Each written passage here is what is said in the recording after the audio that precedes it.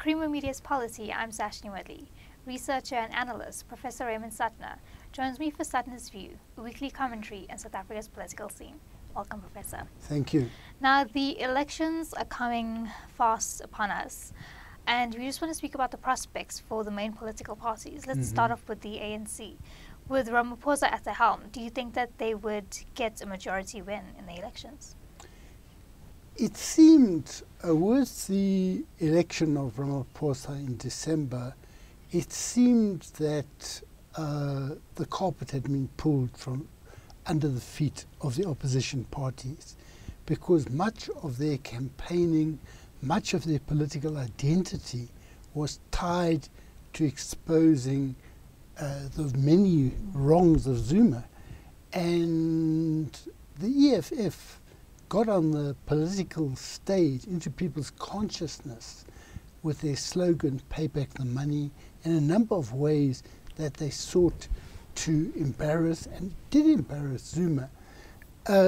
When a person like Ramaphosa comes onto the stage and everything he does follows the rules and things like this, it made it much more difficult for the EFF and the DA.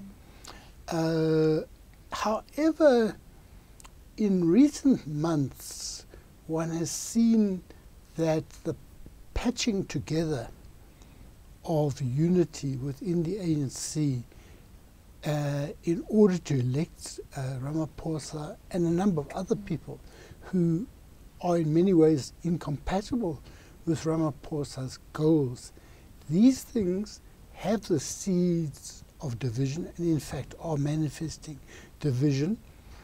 It may be that what we see with SARS, the disciplining of Moyane, but simultaneously NPA charging some of the alleged rogue unit, indicate a state that's going in two incompatible directions. There's also the problems in KZN, where you have a lot of people possibly undermining the strength of the ANC nationally, possibly electing people who are opposed to Ramaphosa by virtue of being fervently for Zuma. You have divisions in the Eastern Cape. You have divisions in the Northwest, obviously, with Mahumapelo still in office and a lot of evidence indicating that he has been involved in illegal, corrupt activities. So all of these things may well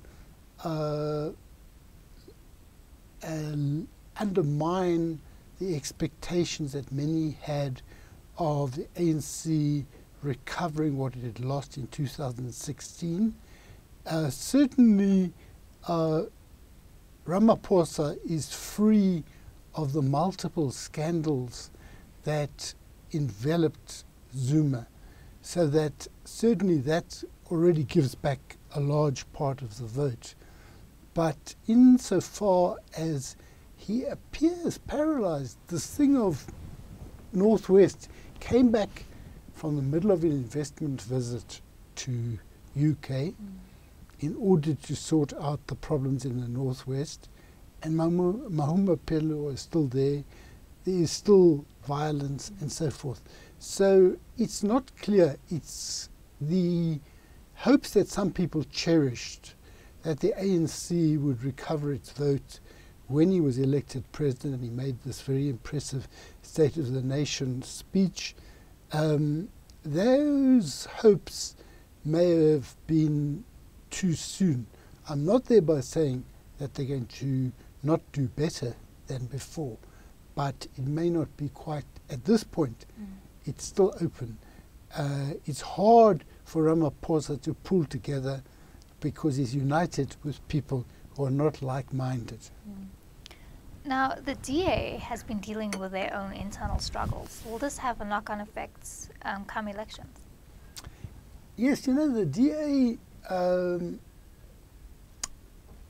they have the DeLille problem, which may affect them in the Western Cape. But they also have a problem of white dominance. And it's illustrated by them calling a conference for today, a press conference about de Lille. And apart from the new spokesperson, Refil, where I've forgotten his surname, but apart from the new spokesperson who's African, the rest are all whites. Now they don't have Maimane in a very important press conference. What is the status of Maimane in relation to important issues that may affect the future of the DA? You have this situation. They object to Maimane's reference to white privilege.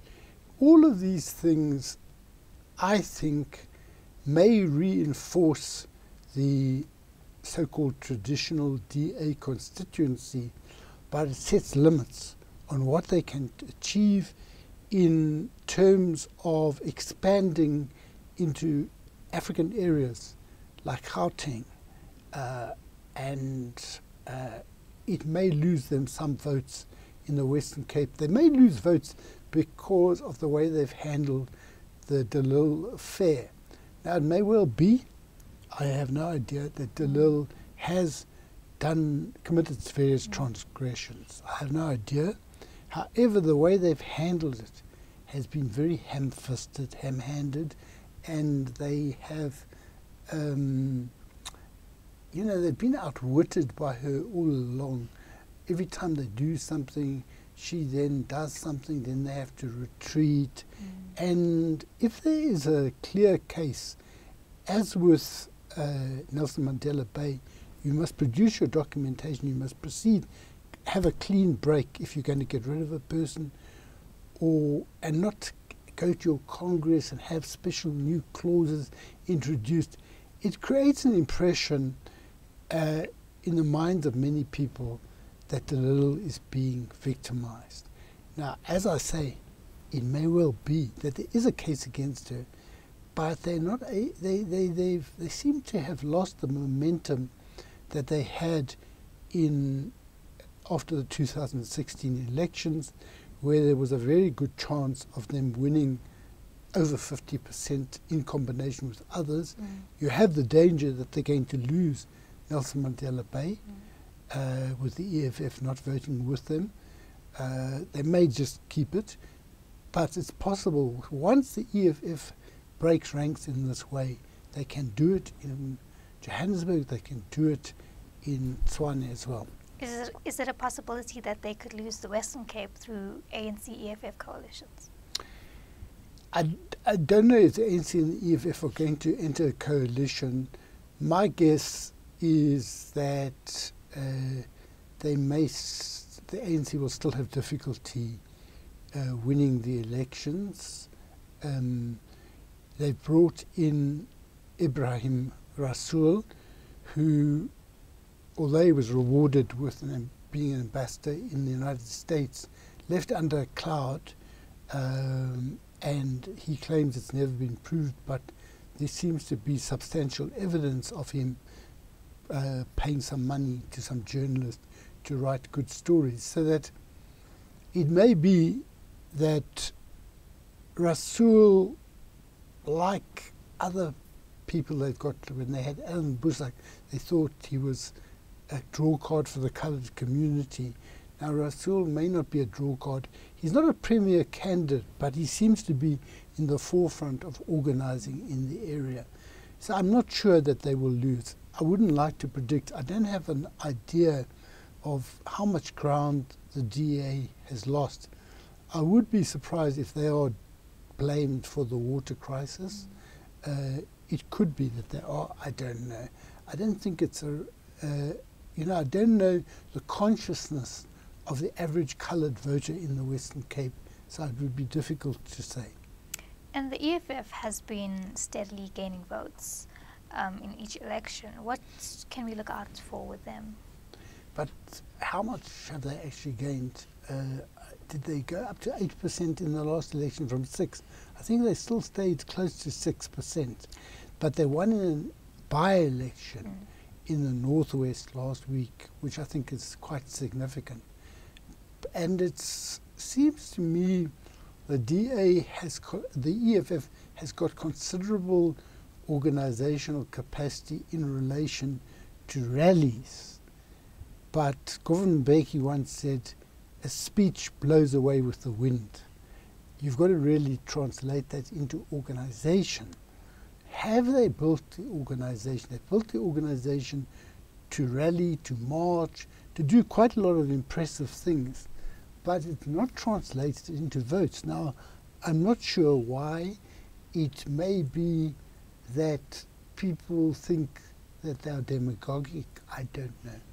So I'm not myself sure what the EFF has not indicated that they will certainly increase their vote substantially. So I wouldn't like to predict.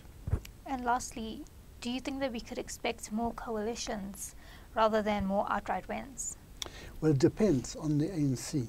If the ANC can shake off the divisions, and it seems that Ramaphosa has not managed to do that in the 3 or 4 months that he's been president of the ANC, but if they can shake off that and act as a unity, get rid of certain people who are compromised, then they would get over 50%, and that means the coalitions are not very relevant.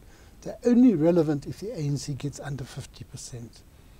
And at this point, it's uncertain. It seems to me they will get over 50%, but I really don't like getting into this thing of predicting. I'm not a fortune teller or a sangoma.